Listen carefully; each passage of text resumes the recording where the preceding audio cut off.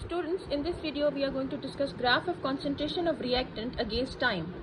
So again we are going to discuss about zero order, first order and second order reaction.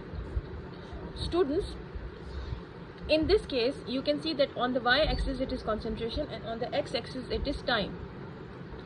For a zero order reaction the graph is descending straight line. You can see here, and the rate of the reaction is the slope, that is gradient of the graph. The reaction proceeds at the same rate whatever the concentration of the reactant.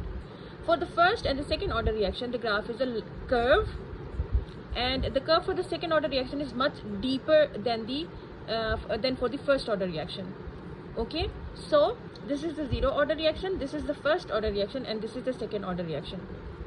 Now we can also determine the half-life and reaction rates. Students, you should know what half-life is. It's very easy, that it's the time taken for the concentration of the reactant to fall to half of its original value. So half-life, it's the time taken for the concentration to fall to half of its original value. This is the graph. It looks a bit difficult, but it's very easy. Students, again, this is the y-axis and this is the x-axis. On x-axis time and on y-axis it is cyclopropane concentration. Okay, so this graph shows how half-life is measured for cyclopropane to propene reaction that we studied earlier.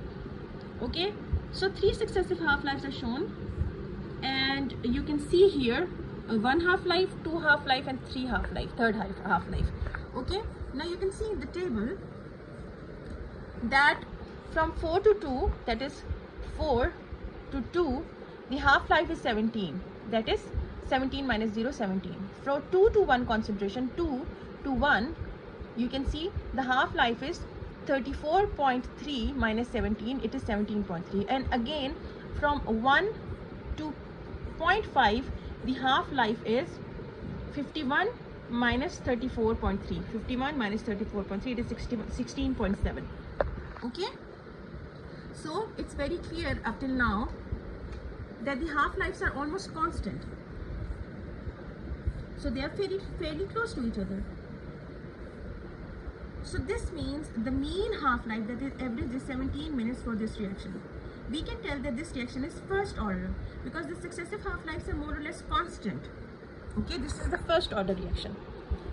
In the first order reaction it's like this curve. In the zero order reaction the time for half-life and the concentration, it's straight line, and for the second order reaction it's deeper curve.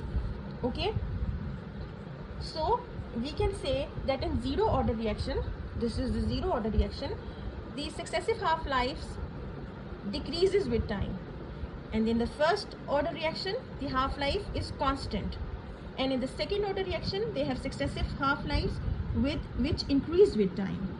Okay, so this is how we can discuss the zero order reaction, the first order reaction with second order reaction with respect to the half-lives.